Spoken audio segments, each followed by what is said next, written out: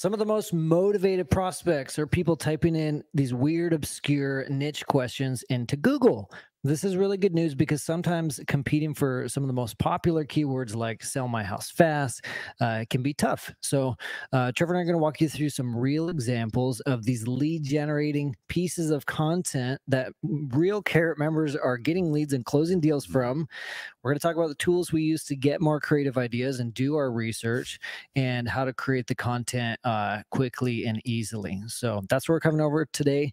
Welcome back to Evergreen Marketing Live by Carrot.com. This is the show where every week we teach a new marketing tactic to help you master your online marketing so you can build a business of freedom and impact like we're talking about. So if you're live with us right now, like I said, pop in your questions.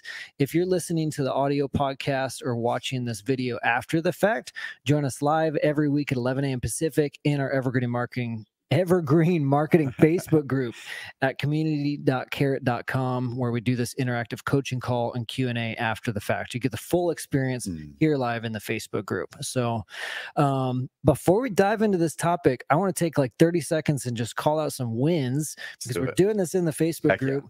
About every week or two, I post in the Facebook group and say, hey, who closed a deal last week? I just like to celebrate our members who are out there crushing it. And these posts are blowing up. So a few people to call out.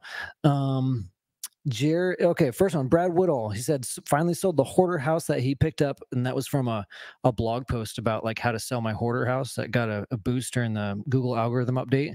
That blog post took off. It's ranking now. Brad ended up netting $49K on a hoarder house deal and closed 2 more last week, both organic leads from landing pages. On Carrot. So congrats to Brad. Congrats, Brad. I know he's in here because I saw him comment on here, dude. So yeah, I love seeing people show up consistently, right? It's no accident that the people who show up, ask questions, share, oftentimes are the people who get the results. So amazing job, Brad. Yeah, great work, man. Casey Taval, he said sold, exited 2 flips, closed 1 assignment, bought, assigned 2. Congrats, Casey. Jeremy Resmer, 2 closed assignments, 54K and 40K, assigned 7 last week. 55, 50, 45, 5, 10, 40, and 15. Title is back on all of them, so should close them all. And that's in South Carolina. Yeah. Where wholesaling just got a heck of a lot harder. Yep. Jeremy's killing it with his 3 Carrot sites. He did an amazing podcast with you a little while back. Guys, go find that one on YouTube or Evergreen Marketing Show. Yeah. And then the last one, this is one I'm probably most excited about. Shelly Kane, Robert Grand's wife out of Eugene, just an hour north of us, said sold a flip, closing on Monday in a contract on a deal with 2 houses and land closing in 2 weeks. Shelly came from, I don't know Shelly's background exactly. I think she was an agent. Maybe, I don't know. She has an interior design background. I know that. I don't know her background fully. Yeah. But after Summit that we did in the summer, Robert texted me and said, dude, we're watching the Summit, and Shelly was getting into it. She was watching it, and she started using some of the good negotiation tactics she learned on the Summit to start, she's getting into investing and learning how to do deals. And so now seeing her pop in the Facebook group a few months later saying, I'm closing deals. We just sold a flip. That's really cool. She's been showing up every single week in our Epic calls too. So, nice. Shelly and Robert are part of the Epic program, the program for our higher level clients who are making between $250,000 and let's say 10 million plus. And they've been growing a lot, and it's been really, really fun following along. So amazing job, Shelly. Love to celebrate with you guys. Sweet. I'm over here. I feel like Batman. I'm juggling 3 computer screens. Singer Brett in Instagram says he's buying a house tomorrow from an SEO lead. It's just going to net 90,000. Oh, 90K from an IG comment just now. 90K, guys. That's the stuff when we're talking about freedom and impact, and we're going to dive in on this topic on how can we attract more from those niche, hyper-focused searchers online. But it just takes one deal sometimes to make a big difference. Now, imagine if you got 5 of those in a year. Imagine if you don't have to do 10 deals a month. Right. A lot of people kind of look at this big volume thing of, oh my gosh, I've got to do 10, 20, 30, 40, 50 deals a month. What if you hyper focused on up leveling your biggest check? We talk about this in the Epic program of helping people find their next biggest check, swapping out the low deals, going for the bigger ones. And what if you did 10 of those a year? That's an amazing, amazing business. Yeah, that's crazy, man. $90,000 SEO deal. That's wild. Heck yeah. All right, let's get into the meat. Let's give the people what they came for, Trevor. Let's do it. Let's do it. Okay, so we're talking about these niche keywords, these niche phrases people are typing into Google. Well, guys, we'll give you some examples. We'll talk about how to find the weird phrases. But first, Trevor, give me the context. Where does this fit into the overall strategy? When should people be focusing on this? Yeah, and at the highest level, and we've talked about it in previous Evergreen marketing shows, right? When we first launched this show earlier in the year and transitioned it over from the Carrot Cast, that was the first thing we did. Was the first couple months, I think, was let's lay the foundation. And in that foundation, those foundational episodes, so go check them out in our YouTube channel or over on the podcast. Just scroll back there in that podcast feed. You'll see where we talk about kind of the three main chunks of content to build a high-performing website or high-performing hub. The first one is your core conversion pages, right? That's the home page. When people do your brand search and they find you, it's your about page, your reviews page, your testimonials, contact page, things like that, how it works. Those are the general pages that no matter what marketing you do and people find you, they help to build your trust, build credibility, convert them into a lead and a customer. Okay. So you got to nail that first. So don't even think about doing anything we're going to teach today if you don't nail that first. That's your decision phase stuff. Then second is your location pages or your niche, or some people might call them like your seller situations or your situation pages. Essentially, you go, okay, what markets do I do business in? Or what cities or states? And then what are the primary keywords or primary situations that are the biggest ones that I'm going to be going after in those areas? So for house seller, it might be sell your house fast, Oregon, and then Roseburg and all the other cities you do business in. Or if you're in HVAC, it might be AC repair in Roseburg and AC repair in Eugene and AC repair and things like that, right? Yeah. So once we've got that, our primary niche pages for those locations, now we go, well, within each one of those niches or situations that our clients are going to go through that we can serve them, let's dive deeper. Let's dive deeper in those situations and figure out what else are people thinking about? Where else can we answer their questions? Where else can we now solve their problems? So you shouldn't start here. So once again, you got to nail those in that order, because 80% plus, for some people, even 90% plus, 80% plus of your leads are going to come from your niche or location pages, those primary ones, right? The Sell My House Fast Oregon, Sell My House Fast Roseburg, We Buy Houses, those ones. Okay, but the cool thing is that 5 to 10 to maybe 20% of leads that you're going to get through what we're going to talk about today can be some of the most motivated, some of the highest targeted, and some of the best deals, because they're amazingly targeted and focused on a very, very specific problem or question that they've got. Yeah. So let's talk about the mindset for this type of content. I think it's, we were talking about this before we went live. It's really important for people to get away from just the idea of, I need to do keyword research and focus on the exact things people are typing into Google. For me, it's more thinking about like we talk about over and over on this podcast, put yourself in the mind of the prospect, put yourself in their shoes. What are they thinking? What are the questions that they have? What are the problems that they have? What are your thoughts on that? Yeah, so the first thing I would kind of piggyback on where I left off a second ago is I would write down all of the primary situations that your ideal customers are going through, right? So once again, I'm going to use real estate investors going after motivated house sellers to start. There's inherited is oftentimes one of the biggest ones, right? It's an inherited property or probate. Let's use Brad's situation, Brad Woodall, hoarder house. Okay, hoarder house or a hoarder situation is a situation. Divorce, foreclosure, financial issues. There's a whole slew of those types of situations a seller may go through, relocating or whatever it is, right? And Bo Hollis, we were over in Louisville, Kentucky at our Epic Intensive. He was walking me through this amazing mind map that he made that we're going to work with Bo to find some ways to get more of this knowledge into our product and into our training here over the coming months. But he thinks about it as like there's property problems, there's seller problems, right? And then there's within those, there's other issues. So write down your primary 5 or 6 situations that your best customers are going through. And then I'm going to go, well, let me pick one and let me dive deep and say, what are the questions someone might be asking around this thing? And so we'll use the inherited situation as kind of our main example here. And then we'll use one from home services too, as we kind of go throughout it. Okay. But that's what we have to think about is what's the situation? And then what are the questions that they might be asking or the problems they might be having as it relates to that? And then we go and start to do some research to level up or to trickle up those questions that they're asking. Okay, nice. So let's talk about how to find these phrases. What tools are we using? So we're going to talk about this. We're going to give you all the highlights and talk about it at a high level, and then we'll wrap the audio portion of this podcast, and we'll do the coaching call. We'll walk through the different tools and show you some of the examples. So guys, join us on the coaching call. So if you guys listen to this recorded on the podcast, head over to community.carrot.com every single Thursday at 11 o'clock Pacific. And you can see the video version of this where we take it away from the short podcast where we dive into the high level, and in kind of the after hours of coaching call, we dive deep. We show you screen recordings. We show you the software we're using. We show everything in it, and we answer your questions. So join us live, guys. Yeah. So last week, Mallory and I were talking about, well, in the past few weeks, we've been talking about blog posts and different strategies for blog posts.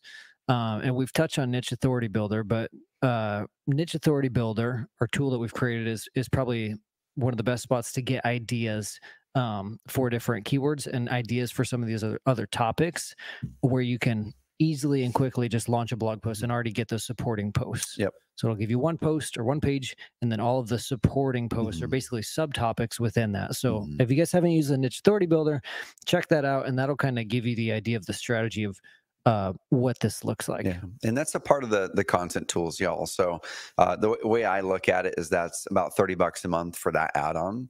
And that can save you dozens of hours a month in your time. So if you are wanting to make, let's say, $250,000 a year, this is going to be rough math here, but you work it back. You have to value, what is my time worth if I want to make $250,000 a year? Yeah. And that's about, I think, about $120 an hour. Right. So if it's even going to take you 1 hour to go through and do research and create that content, only using that one feature, that doesn't include our AI rewrite feature or any of the other ones, video posts that takes your videos like Brad Woodall's doing, make them into written content. That's just one feature. Yeah. If it saves you 1 hour a month, that's a 3, 6, 9, 12. What is that? A 300% ROI on that $30 a month investment. So whenever I'm thinking about these things, guys, I'm always asking, how can I trade $1 for $3 or $4 back in my time? And if you just close one deal from it, that's probably going to pay for that feature for decades, right? Yeah. So focus on time savings and ROI, guys. $30 a month content tools can unlock those 3 features. Yeah. The second thing is our Keyword Explorer within Carrot. Trevor, walk me through at a high level some of the phrases you might be typing in, or what are you thinking when you go to the Keyword Explorer? Like, where do you? Because this is a blank canvas for people. Like, where do I even start? Yeah, so a couple of things you can do. So you can use our Keyword Explorer that's a part of the SEO tools. You can even just go to Google and use Google Suggest in there, right? If you're just like looking for a quick hack that's free, go to Google and start to type in broad phrases around those situations. So let's go back to inherited house as the situation. If I want to find questions or keyword potentials to create pages or content on, I'm literally just going to type the top 2 words in that phrase, inherited house. Okay. Where I think some people have a challenge is they try to type too much detail into the Keyword Explorer or into other keyword tools. Too long of a phrase, too many words. And then it's going to give you like no results, or it's going to give you just not very good stuff. So ideally, go for fewer words to go broad, and then let the tool help you identify the opportunity. So I'd literally type inherited house instead of how to sell an inherited house. Yeah, I wouldn't even put in sell an inherited house, because I'm going to think like, what is the situation they're going through? Not what is the solution that they're trying to find. What is the situation they're going through? I inherited house. Pick the top 2 words, 3 max. Or if they're going through a divorce, as an example, what's the situation they're going through? I would maybe literally just type divorce and just see what house related questions come up. Or I would type house divorce or house in divorce and see what happens. Okay. You might have to try a few things to see what works.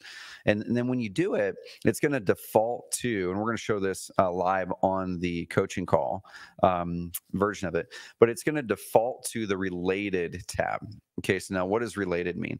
It's going to show you any searches that our tool grabs that are related to those 2 or 3 words you put in there. Yeah. Now you could do broad match, which is going to go even more broad and give you ideas to say, hey, it's related, but you know, this is going to include the word inherit or inheriting, and then the word house or home. It's going to say these phrases are going to have these words in the actual search. Yeah. Okay. Related means those words might not actually be in the search is showing you. Broad means the words are in there, but they're a part of a bigger sentence. Exact match is something that's going to be valuable as well, but you're putting even tighter restrictions on it. You're saying, no, these exact words in this exact order have to be a part of it.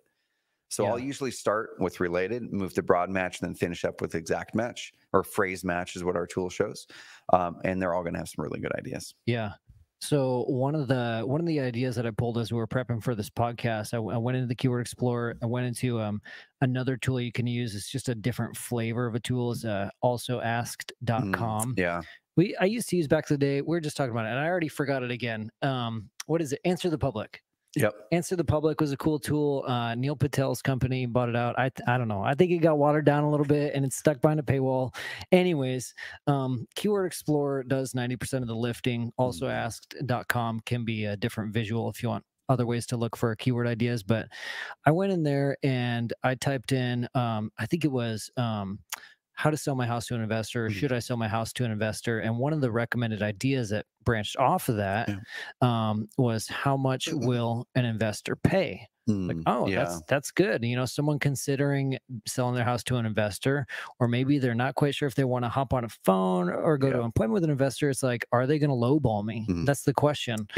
And so I just, out of curiosity, I typed that into Google. How much will an investor pay? First result, number one result, there's a carrot site with the guy's blog post. Heck yeah. Boom. There we go. You know, how much will an investor pay for my house? And really great blog post, walks through the whole thing. So we'll share that during the coaching call. But yeah, so what you would do, you take that, and if this is a topic that's not in our niche authority builder, if this is a topic that you're an expert on and you want to write on, I would personally take that, you know, probably throw it into ChatGPT to help create an outline for me, just to save some time. Say, hey, create an outline for this blog post directed at motivated sellers. And here's a few of the things to include. Use it as your outline and, you know, start there. Dude. And if you're me, because I even don't want to sit down and write the content, or maybe like Brad, who's on this, I would then go, cool, I'm going to make a video out of this. I want a video that's going to be 5 to 8 minutes long to produce, 1,000 words of text of me speaking, and map out the video structure with the points. And I'm just going to speak into it. Like, that's gonna be me. I'm gonna grab my cell phone, right? And I'm gonna go, hey, this is Trevor with XYZ Home Buyers, or this is Trevor with ABC Realty, or this is Trevor with XYZ Cooling and Heating, or whatever it is. And you might be asking the question, what will a real estate investor pay for a house? Well, I'm going to walk you through the 3 ways that real estate investors think about making offers on homes here in the local area of Roseburg, Oregon. And then we're going to show you the exact offer document that we actually do when we work with clients here locally. So here's the first thing. Here's the second thing. Here's the third thing. Here's how we come up with the offers. Here's what you're going to see on the offer. If you have any questions, you're looking for just a no obligation offer from us, amazing. Call us here or submit on the form. We'll be happy to help you. Put that in a video post. Our feature that's in the content tools. And then a couple hours later, it's going to email you back and say, hey, you've got an article ready. It's going to yank all your words out and put a video at the top. So now you look at it and go, there's an objection people have of, well, how do I create unique content? That's one way to do it. You don't have to, right? That's where I kind of index on it because it's quicker. But as you get reps in, you become more comfortable with it. If you have a video at the top of your piece of content and people can relate with you and they can see you and they can see you speaking through it and you're a real person, how many of y'all, when you're working with a company, whether it's Carrot or another company, and you were able to see a video, even if it's a cell phone video, but you see they're a real person, you're like, oh man, I have more trust that was built through that interaction. Probably most of us, right? Or a product video. You're buying something on Amazon, you're buying something somewhere. I want to see a video of that thing, right? Not just an article on it sometimes. So try that feature out, guys. That could accelerate it for you. It's huge. One side note, here's a pro tip. I discovered this new tool a couple weeks ago, Trevor, for people that, so you just riffed that whole thing straight into the camera because you've been doing video for years. There's a formula, dude. Maybe we'll do let's do an evergreen marketing show on the formula for communicating Any sales message. We should. 5-step formula, communicate any sales message. That'd be good. Cool. So you just ripped all that straight on the camera. A lot of people are gonna be like, I can't, like, I just can't do video. Yeah. And usually, like, having to follow a script is a roadblock for people. Yeah. But the cool thing is you can throw that into ChatGPT, get an outline, get the script. And then there's the thing of like, okay, well, then I'm just reading off a script. That's kind of awkward. I'm looking at the script. Okay, so there's this new tool from Descript. Descript is like a podcast transcripting tool.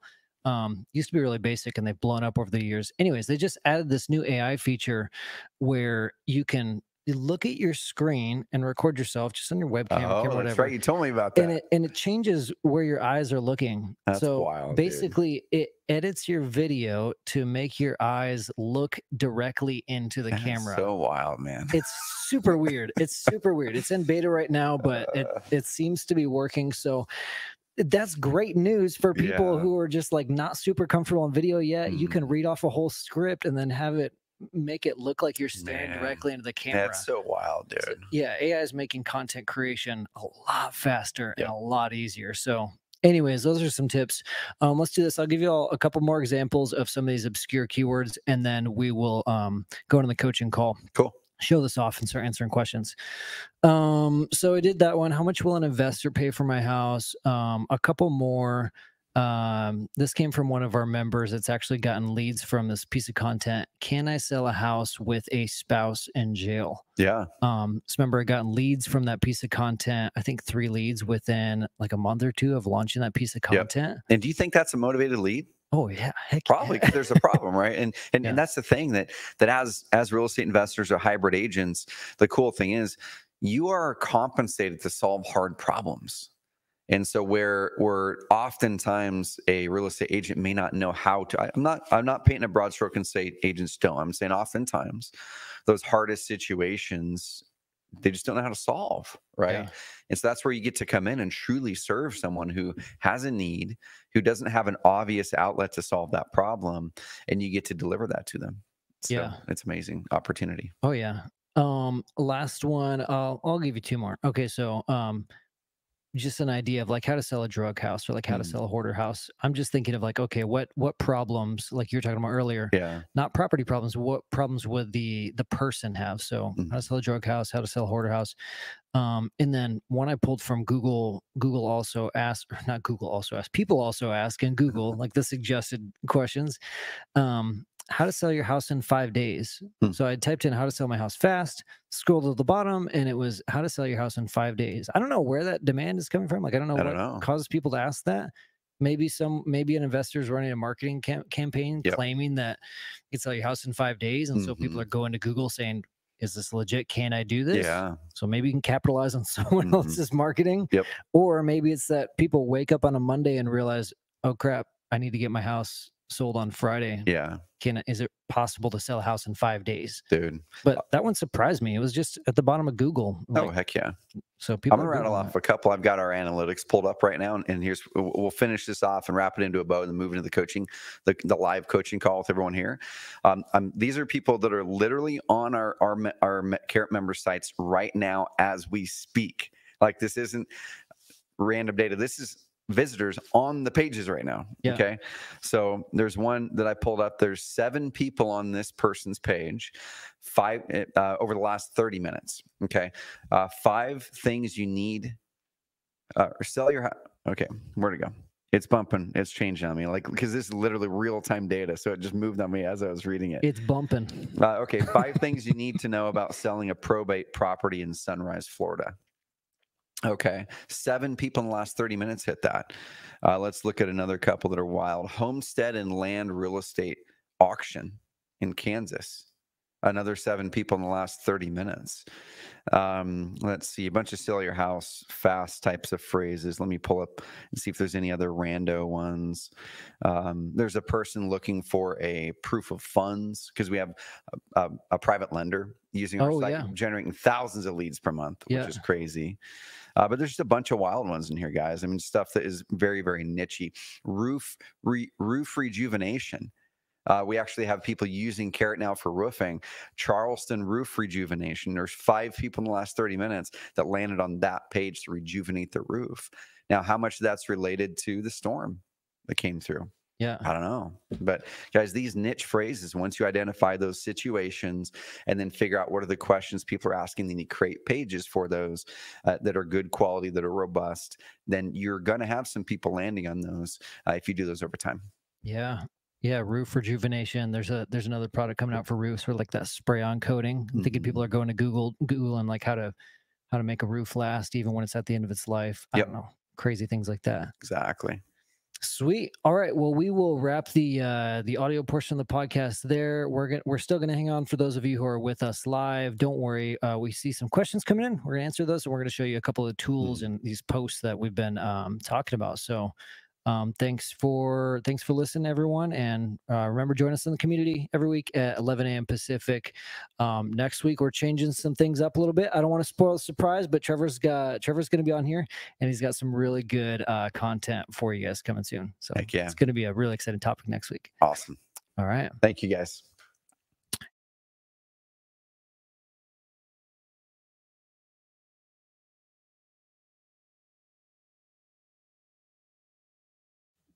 All right. Got a couple of questions. Let's see. Casey Tavolt, first question. Is it important to include city, state at the end of your search? Does it matter? It's good question. So here's the guidance I'm gonna give, and there's definitely gonna be differing opinions, of other experts who are seeing things too. So the guidance I would give Casey is if you're hyper focused on one market and one market only, and I mean by market, I mean like a city, okay? And if you're in a big area like LA, where there's Los Angeles, but then there's dozens and dozens and dozens of cities that comprise Los Angeles, or if you're in Dallas, Fort Worth, and there's lots of cities that really technically are a part of that area, I would consider that one market, okay? But if you're hyper focused on one market and you have no real plans to expand beyond that one market anytime soon, or maybe ever, then I would consider putting that city and or state in that content, okay? Because if you have no plans once again to expand.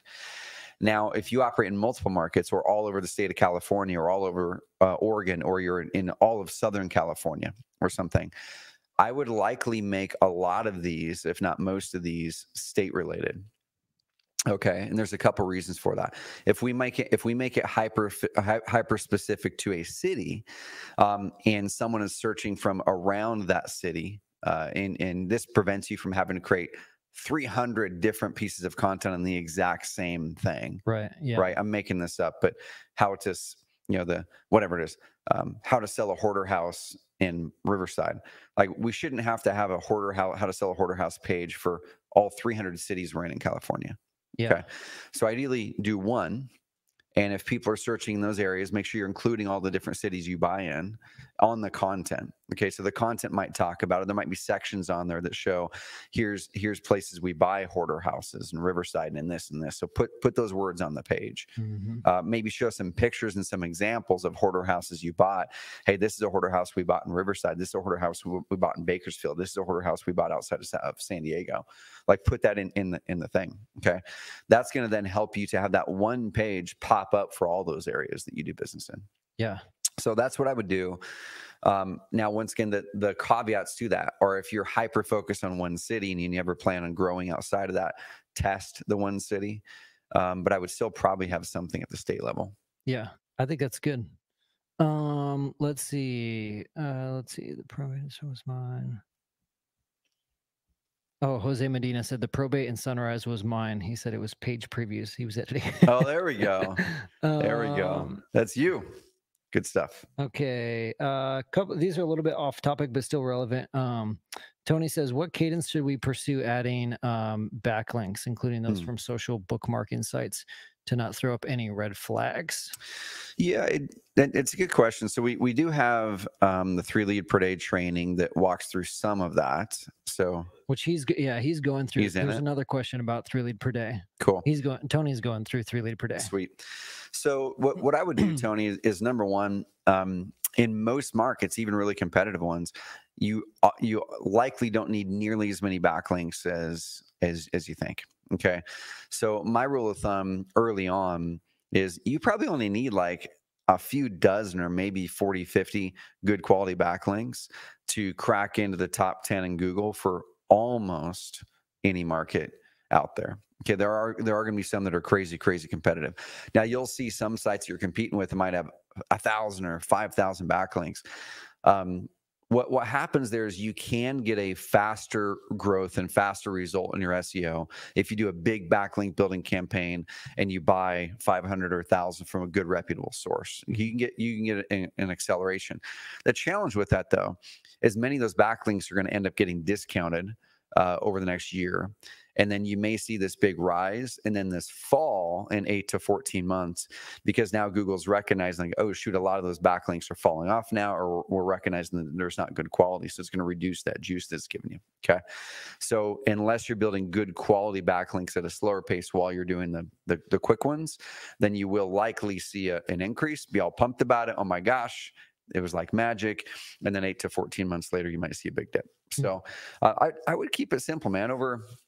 Over the first 6 months, if you can build 5 to 10 great links per month, and I'm talking like, good links. It could be a mortgage broker in your area that has a good website that you work with. It could be your banker's website. It could be a local news station and you're submitting something to them and they're going to use you as a source and link you up and link your site up on that. It could be going through in Haro.com, help a reporter out, or there's a new one that's free that we talked about a few weeks ago. Can't remember what it is. Yeah. But submitting on those, spend 20 minutes once a day submitting to those news inquiries to see if you can get quoted.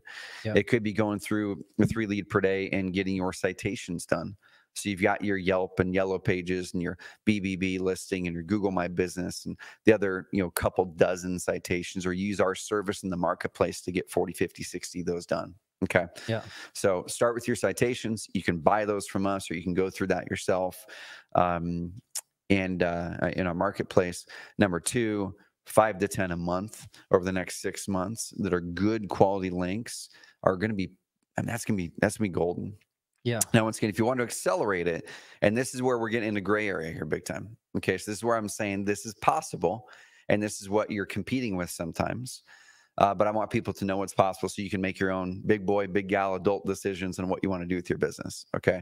And once again, you can then go buy links, and you can buy those in our marketplace, even from one of our vendors that does a good job with it, but it is going to accelerate it. But you are going to have some bad links in there that are then going to get discounted over the next 8 to 14 months, and you might see a dip. Yeah. Nice. Got a couple questions. Let's do this actually. So there's some good questions coming in. I want to show, let's show a couple of the tools that we talked about and some of these keywords, and then we'll come back to some of the questions. So I'll give people a little more time. If you have any questions on keywords, put them in. But I see, Tony, I see your questions, and then Raymond Lawton on YouTube, I see your questions as well. Keep piping them in. Well, Trevor, you want to share your screen up, and we'll share Keyword Explorer, share some of these examples. Let's do it. Cool. Yes, I'm going to show a couple things, guys. And once again, I want to kind of cast this vision that I want you thinking about, where am I specifically in my journey with getting my results with Carrot and getting momentum? Because everybody watching this is at a different phase, right? Some of you may have just launched your website. You're brand new to Carrot this past month, and you should be really focusing on nailing those core conversion pages. Right, getting your brand up on there, getting your credibility up on your website, getting that about page built out. We have some really good episodes of the Evergreen Marketing Show that dive into those in detail. We show lots of examples, show you how to customize it. So look back in the archives there, or use the Facebook group and ask questions. We can help you. Okay. Yeah. Once you do that, then launch your first 10 to 20, 10 to 30 location pages that have your primary keyword, the sell my house fast, we buy houses for motivated house sellers, or AC repair, or heating repair in whatever city if you're HVAC, or roofing replacement if you're whatever. Okay. Only when you've done those things can you earn the right to the luxury to do what we're teaching you today. Yeah. Okay, if you haven't done those, and if you haven't got those into your SEO keyword tracker right here, let's just pop over here. I'm gonna go back in here to the site. If you haven't done that and put them into your SEO keyword tracker, y'all, then where are we at? Let me get back into there we go. If you haven't put them into your SEO keyword tool and started to see some improvement on that, then don't even touch these yet. This might be something you tackle in 3 months from now or in 2 months from now. Okay. Yeah. So pop them into your rankings tab. If you have the SEO tools add-on, the cool thing is now you can track, I think it's 125 keywords per site in here, I'm pretty sure. So you can track pretty much all your location pages, any of these niche pages that build upon those location pages, all of your brand search. You're going to be able to track probably almost every keyword you need. If you need more, just buy some more keyword packs, $10 a month, and it expands even more. Okay. Yeah. So once you've done that with those decision phase, brand search, and your location pages, then we can do what I'm about to show. Okay. Yep. So pop into the back end of the tool. And the first thing that I would do, honestly, guys, is I would go over to the search performance tab. Okay, search performance tab. If you have not integrated in, and this is open for every single Carrot member now. If you guys have not seen this feature, use this. You can integrate in your website. This is every single Carrot member gets this. You can integrate your website with Google Search Console for free now. Okay, we're going to take the data, we're going to pull it in, and the reason this is important because it's going to show you what is already bringing traffic or what is already bringing searches. Okay, that's my first thing I'm going to look at before I ever consider a bunch of keyword research and creating more content. I want to see what's already working and how do I get some of these ones that have an average position of 5, 6, 7, 8. How do I get them up higher? Okay. And there's training that we go through. There's the Facebook group. There's services that can help you optimize that page, or even use AI to ask it to optimize the page and get it higher. Okay. So get that integrated. That's going to give you some ideas of what's working and what's not. All right, so now let's go over to the Keyword Explorer tool. If you click this, I would start with your number one niche. What's the number one thing that if you could get in front of more of these clients, these would be your ideal clients? Okay, Brad sounds like he's crushing it with hoarder houses. We know a lot of our clients, their number one lead type is an inherited house. All right, so I'm going to start here, and I'm going to literally just type up my rule of thumb. Once again, this is just my opinion on it. It doesn't mean it's gospel, but my rule of thumb is a couple words here. What are the 2, maybe 3 primary words that describe that situation? Not that describe the solution. Okay, once again, that's where people do it wrong. I think some people put sell my inherited house here, and I'm just going to show you what comes up. It will give you things. Okay, it's going to give you a lot of the same keywords that we're going to show you here in a bit, but it limits them. It's not going to give you as much. Okay, so rather than type the solution, type the problem or the situation they're going through. So it's inherited house. So you're going to see now many of these are similar, but it's going to give us a more broad set, and we can always nail it from there. So I'm going to first look at related, and you can see here, this is one of the reasons you want the SEO tools, because you're going to be able to track all these keywords, in that 125 per site. So I'm going to look at these. I'm going to go, okay, I'm going to pick and choose the ones that I now want to track on my website and then I want to create content for. So inheritance tax, I don't think that's probably related to this one. Right, that might be someone who's inheriting just a jumble of money or something like that. It's got a lot of searches, but that's probably not one I'm going to really look for, and it's got a high difficulty. So those are a couple of the things I'm going to look at. I'm going to look at number one: is this likely related to the intent that searcher has, and do I have a service that can probably help them with that intent? Does it look like there's enough to matter? Right? Are there people looking for this? And then is the difficulty something that makes sense? And so you can see here, 0 is easy, 100 is very difficult. Kind of my rule of thumb is if it is over 80, it's going to be harder to get there. It doesn't mean you can't. I want to look for ones that are in the 30, 40, 50 range. Okay, even lower than that. Inherited, that's probably too broad. Can I pay off my sister's rent? No clue what that means. So apparently a lot of people are looking to pay off their sister's rent. Can you inherit capital losses? Yeah, same thing. That's not really related to this intent. Inheriting, step up basis, we're getting closer. Can I get home equity loan on inherited property? Okay, bingo. We just found one. Very low difficulty means it's going to be pretty easy. Approximately 1,600 people a month are searching that exact phrase. Now, we don't know how many people are searching it in your area, but likely there's going to be somebody searching in your area at some point. Yep. With low difficulty. I'm going to take this bad boy. I'm going to click this, add this to my tracker. I'm not logged into an actual account right now, so if I click that, it's not going to do anything. But you're going to click it, add it to your tracker, and then I'm going to start to stack up maybe the next 5 to 10 of these situations I'm going to go into. And that's the way I do it.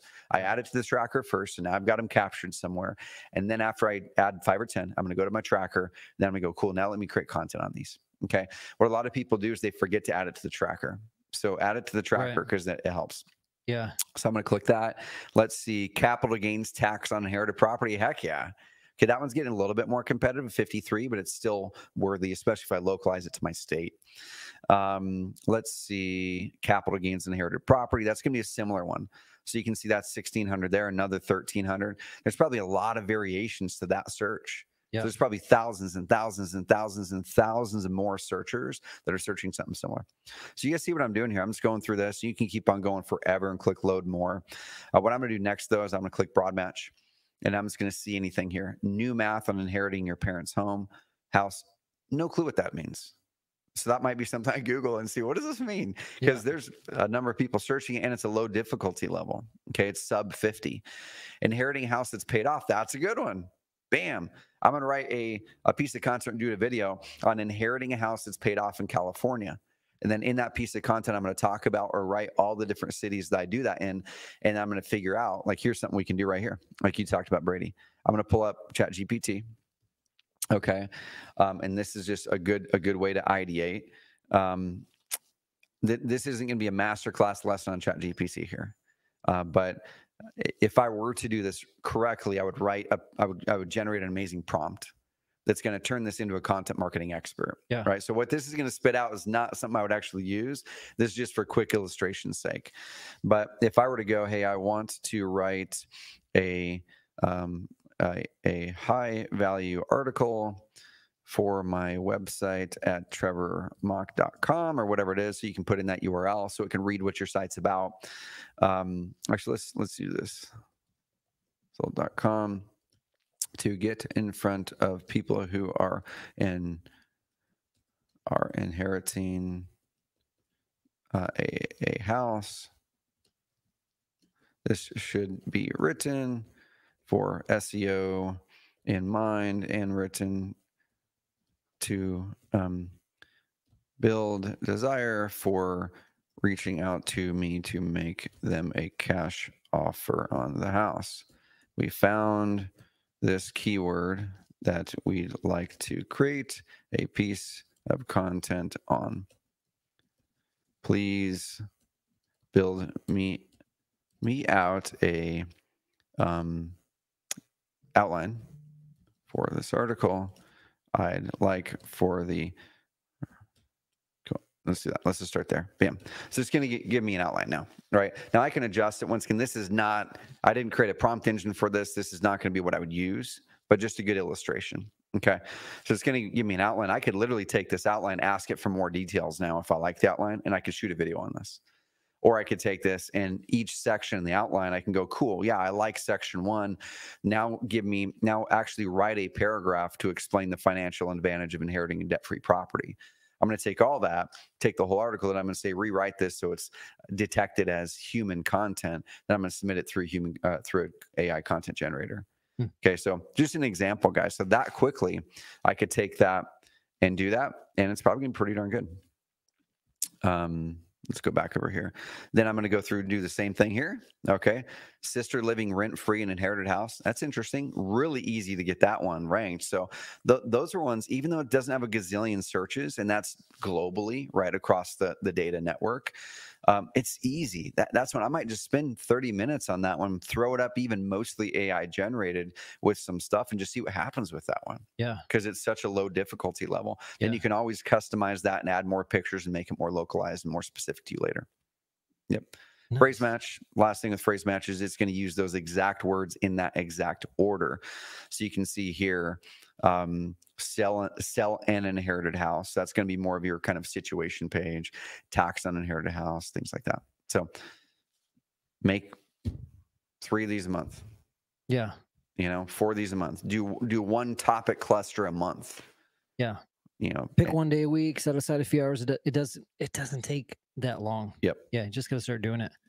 Let's do this, Trevor. So I got a couple of more examples I want to share, and we got a few questions in the chat. I have have a podcast at noon I got to bounce for. So Yeah, do you want to keep going and wrap it up? Yep. I can stay on for a couple more minutes and do some examples. I got but you. if you want to tackle the questions and wrap it up, that'd be great. Let's do it. So let me see. I'm looking at my list of examples here. There were a couple interesting ones. One example I found was St. Joseph's prayer to sell my house fast. So do you want to, are you still sharing your screen? You want to Google that one? I can pull that up. Yeah. I can put it in the chat here. Okay.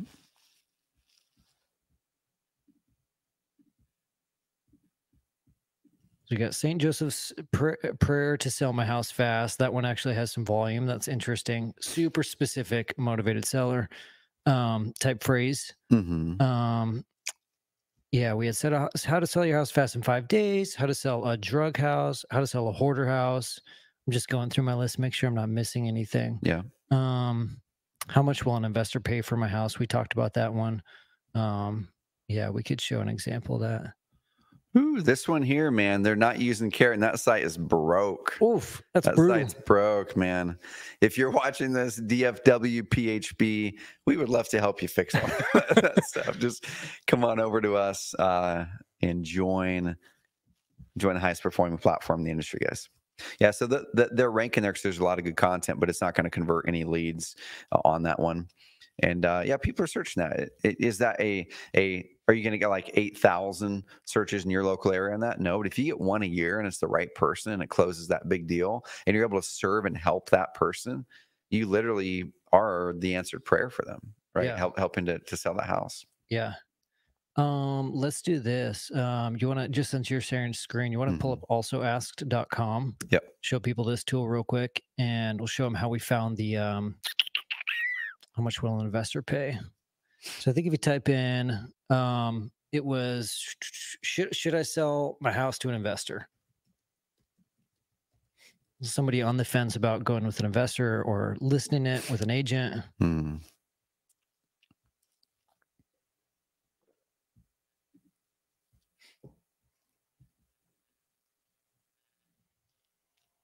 one thing to look at too, guys, it looks like by default, they're defaulting to UK. So just for illustration purposes, I'm going to keep the data here, but select the United States because they will use some different vernacular on their things. So let's see. It starts over here. Should I sell my house to an investor? And then it has a few things. Can I refuse to sell my house to an investor in the UK? Of course you can. Is it worth selling your house to a house buying company? So that's pretty good. Is it worth it? Yeah. Right.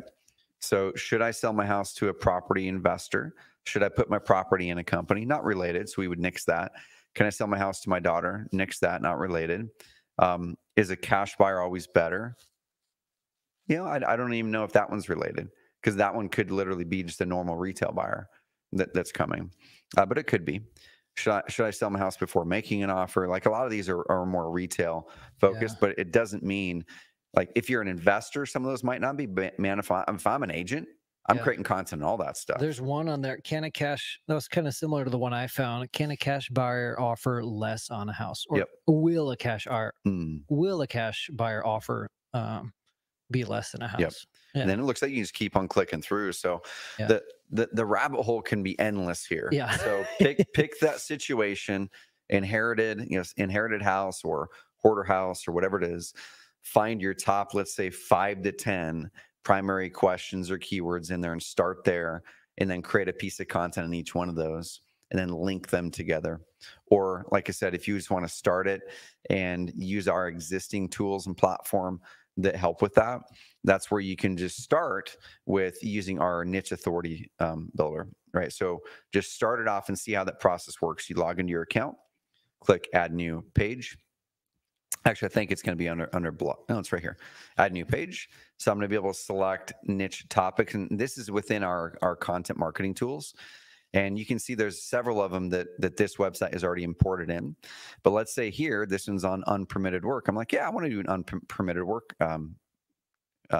topic cluster. While you're doing that, I hate to interrupt you. I'm going to bounce, but get out of here, man. I'll say bye to you guys. I'll see y'all. I won't see y'all next week. Trevor's running the live show next week. I'll see you in a few weeks, but thanks for hanging out. Trevor's going to answer your questions. I see some from Tony and Casey. So I'll dive into those questions for sure right after this. I'll see you guys later. Amazing. Thanks, Brady. Appreciate you.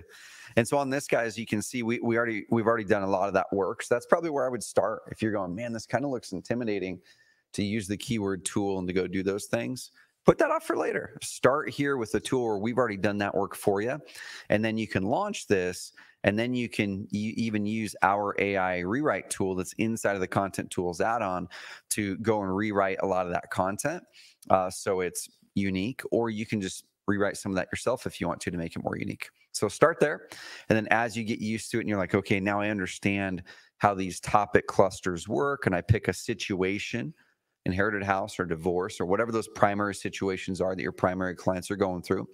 And then you have your top 5 to 10 questions or topics under that situation. We want to create a cluster around that topic, which creates your authority. It gives you a lot better chance to rank for those and cast a wider net on those situations. Okay. So that's where I would start there, y'all. So I'm going to dive into questions now. And I've got the few questions that are popping up in front of me. Braden, if you have any of the questions piled up from other sources, shout them out. But Raymond, great question. Raymond says, hey guys, I've had my Carrot site for about 2 years, haven't done much SEO. What are the top 3 things you'd recommend to focus on to build an SEO campaign? So the first thing I would do is we have a lot of really, really good tools in the Help Center. And what we've tried to do is we've tried to make it as step-by-step as possible in here. So I would pop over here, and then there's the section here on how to start building my website. And then there's a section on editing my website. And then it goes down to how do I utilize SEO and Evergreen. So it's gonna give you some strategy training first, because that's the first thing.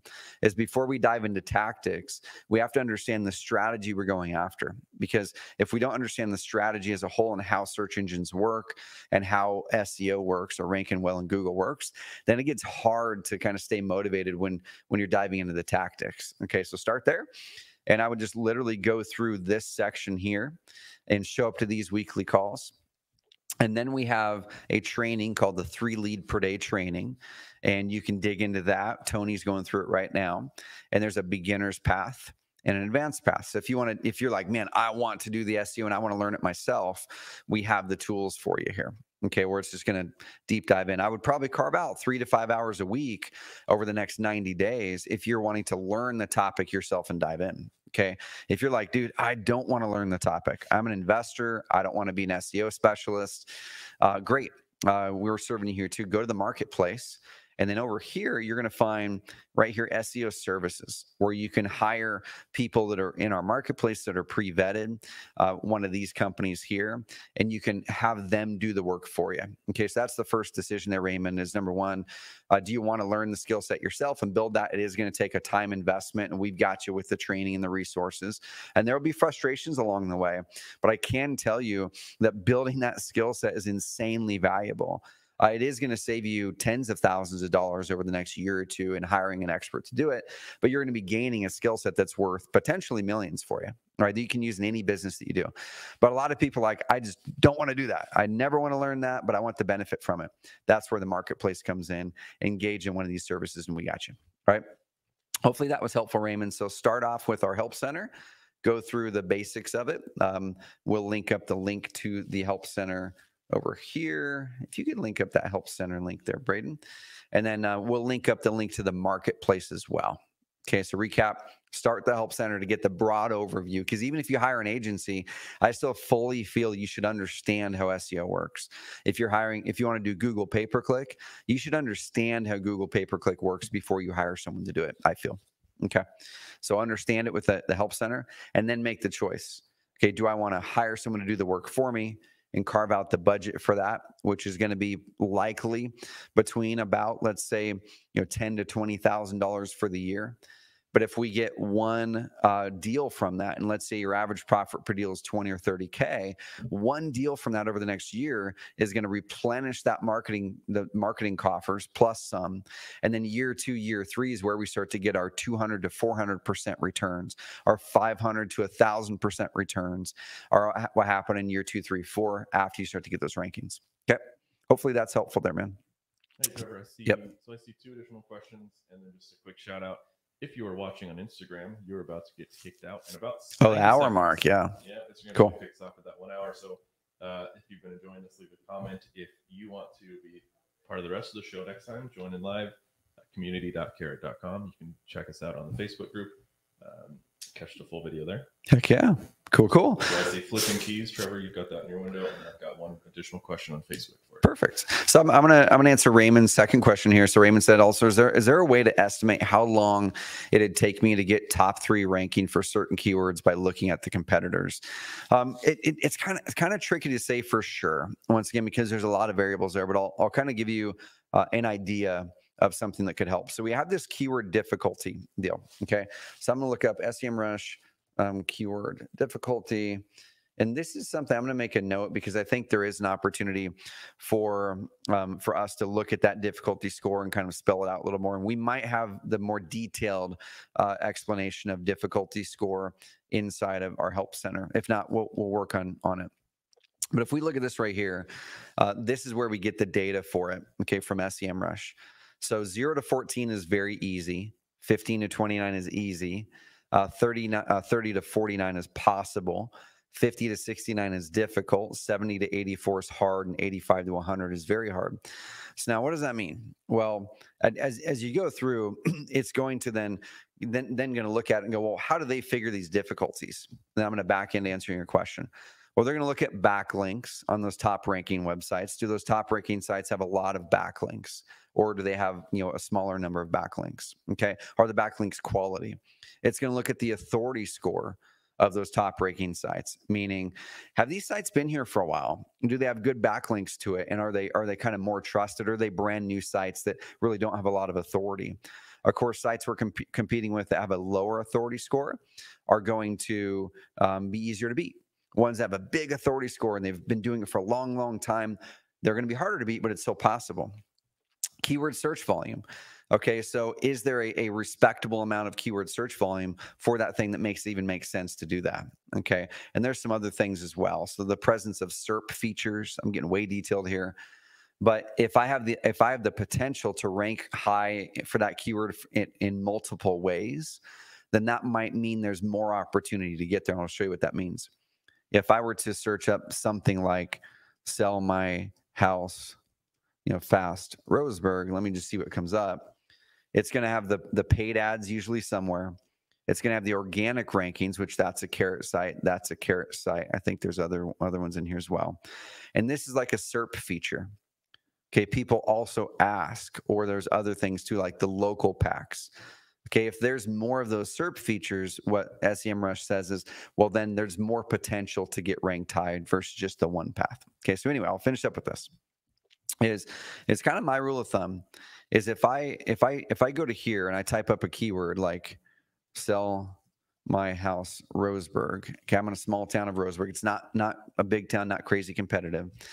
It's going to give me low volumes and low difficulty. Okay, you can even see it shows dashes here. That's one, man, if I do good SEO and follow the plan or hire it out, within 6 months, I should definitely be getting onto page 1 with good SEO, good content, building some quality backlinks in that first 6 months. I should be getting on page 1.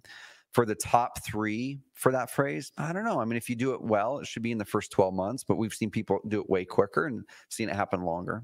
Okay, now let's go into a harder phrase here. So like just literally sell my house, Portland, Oregon.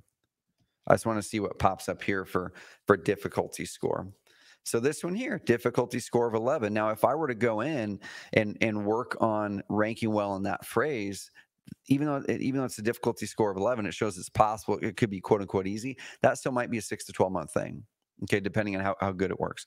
If you're pushing for a phrase that's like, foreclosure or whatever it is, and it's a difficulty score that's really, really high, like an 89, that's going to be wild. I mean, that's going to be building a real robust site, real solid backlinks, amazing content. Probably going to have to get way deep on the science of SEO. And to rank in the top 3, I mean, that might take a year or more if you can ever even get there, competing against the guys putting millions of dollars potentially into ranking for that. So rule of thumb there, Raymond, is if it's a sub 50 on there, doing a good SEO plan in your market, you should be able to get there within 6 to 12 months, sometimes sooner, sometimes longer. Yep. Last one here, flipping keys. Then Braden's got one for me. I've been duplicating my main page and making changes for niche pages. Am I doing it wrong? Should niche pages be blogs?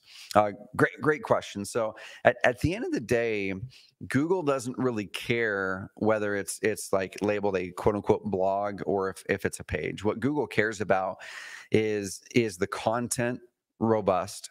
Is there a logical structure, how the website's been built? Okay, what I mean by that is you have your home page, and then you have those other pages at the top in your nav bar, like your reviews, your about page, or those things. Those are one click away. That's a good thing. Okay, and then those niche or location pages ideally should not be 4 or 5 clicks away or 4 or 5 levels down in the hierarchy. Ideally, those should be, you've got your homepage, location, or your credibility pages and stuff.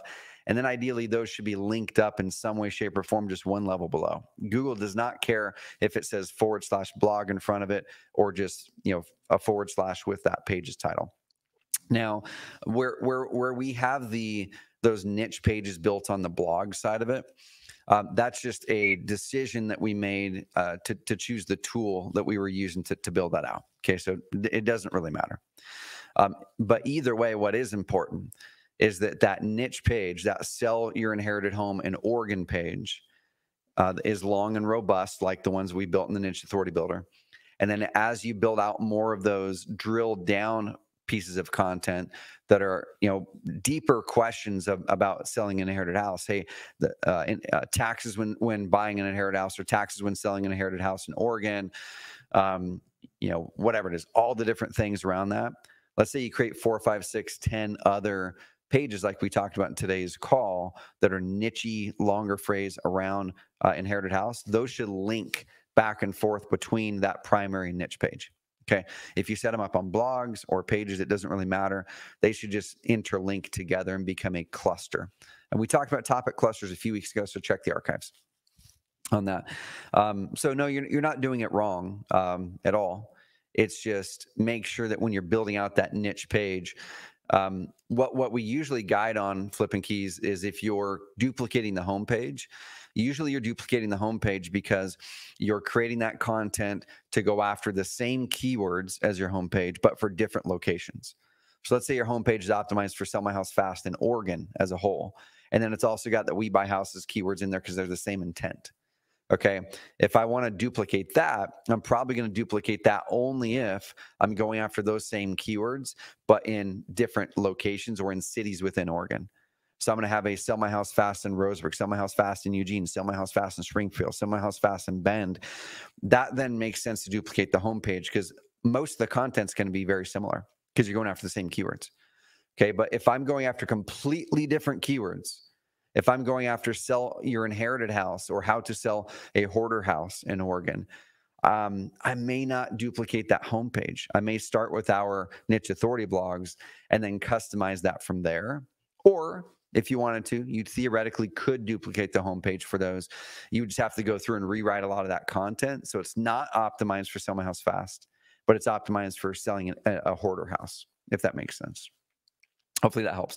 But that's the reason we created the NAB, the Niche Authority Builders, because oftentimes you're not wanting to duplicate the homepage because they're going after completely different keywords. And that's just a quick way to do it if you don't want to create the content from scratch. Let me know if that's helpful there. You had a question, Braden? Toss that one my way, man. Last one we've got. Let's do it. To Vault on Facebook wants to know, what is the best or most tasteful way to ask for a backlink if they write an article that Yep. you mentioned in? Heck yeah. So Casey, good question here. Let's run this experiment. Actually, I've been jamming on ChatGPT so much lately. So bring up my screen if you could. I'm going to give you my thought on it after I show you what ChatGPT shows. But I'm going to go this. I'm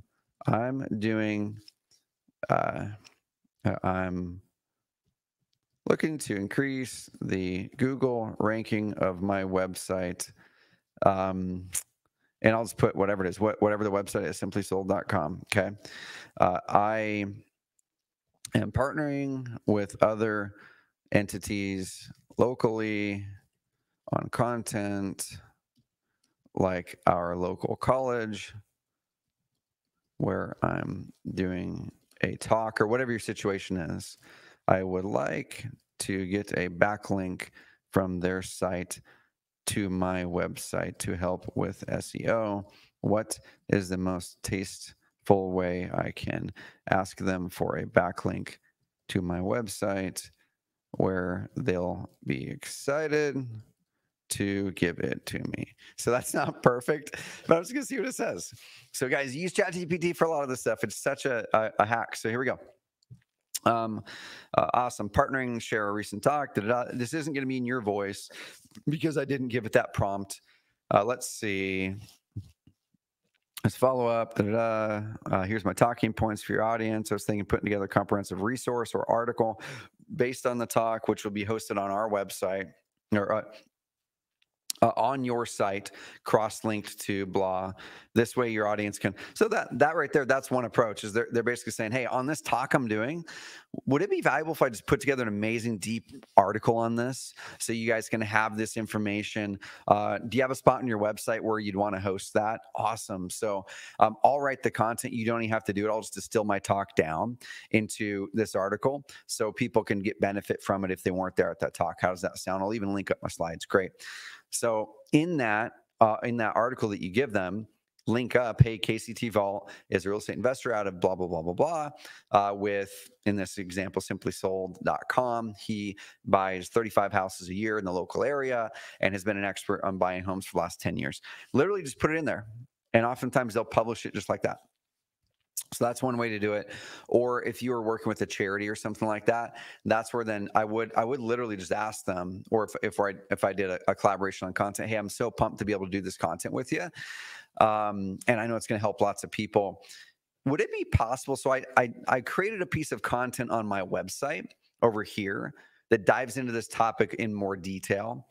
And is this something you guys would be able or willing to link up on your website over here, or even on that little spot where you're marketing the speaking slot that I'm doing with you at the local college? Just put this in my bio, okay, so people know who I am on the website. If they publish your talk and publish the upcoming talks in the bio, add it in your bio. Try that out. And oftentimes they'd be pumped to include it because they're not thinking about SEO at all. Just use it from that perspective. Don't say, hey, I want to get something out of it. Say, hey, maybe add this to the bio. Here's a link to my website so people can have context for what I do. All right. So that's what I would do. Hopefully that's helpful. Cool. I think we got it, man. Beautiful. Well, y'all, I'm going to wrap up today's coaching call. I'm going to plant a seed for next week. So we're going to be switching it up for the month of October. Then we're going to be back on the regular scheduled marketing program in November. But as we're thinking about how can we serve you the best as we head into the new year ahead, okay, we have the last few months of the quarter heading up here, is what happens when your marketing works well? What happens when your marketing works well and it's bringing leads and it's bringing deals and revenue? Well, your business grows. And as your business grows, we start to run into challenges. If you listen to my Entrepreneur Freedom Formula podcast, you'll see where we break down the business growth levels and the pain lines that you have along the way. Well, we work with people every single day who are having success with marketing, but man, they're struggling in other parts of their business. They're struggling with being overwhelmed. They're struggling with trying to delegate effectively to the right people. They've tried it and it's not working. They're struggling to get a hold on their numbers or to be able to coach or lead their team well. And so for the month of October, we're going to be bringing you 3 trainings that are going to help you to be a better marketer and a better leader. So now you're not just piling more leads and fuel onto the fire and growing a business you hate, but you're growing a business you love. Okay, first topic next week, we're going to be emailing about it, is on the scorecard. If you don't have an amazing scorecard and you're starting to get your marketing going, I can guarantee you're going to be getting more frustrated. It's going to be harder to delegate effectively, and you might stop or not even know what's working. We're going to give you a scorecard template next week, and I'm going to dive in how to use it. In weeks after that, we've got the Overwhelm Eliminator. If you feel overwhelmed that there's too much, I'm going to give you a worksheet in my process on how to eliminate overwhelm. We're going to walk you through that exercise in a few weeks. And then the last one is going to be about Oh, that's right. Is then how do we? What was the topic on that one again? It was delegation side of it. Yeah. So what happens when delegation doesn't work? Okay. What happens when delegation doesn't work? You've tried it. It worked a little bit, then it didn't, and you got frustrated, and you feel like you've always got to solve the problems, and no one can do it, the way that you do it. What happens when delegation doesn't work, but you still want to buy back that time? You want the freedom from your business. I'm going to walk you through 2 big mindset shifts and a worksheet, and the process and how to truly hand off ownership confidently to people as you grow your business. These are all coming out of our Epic program, which is the group coaching program that I personally run for our members that are doing between $300,000 and $12 million a year in revenue, who want to grow the business, who want to gain back their time, build a business they don't grow to hate. And it's got 30 or so amazing people in it. We're actually opening up 5 to 8 new spots over the month of October to add to the amazing group. And we're just going to be bringing training out of that group for you guys completely for free in the month of October, which should be fun. So if that resonates, pop in the comments box below. Keep an eye out for the emails in your inbox, and show up at 11 o'clock Pacific time every single week on Thursdays in October. All right, guys, we'll see you later. Hit up our support and customer experience channels through live chat, through email.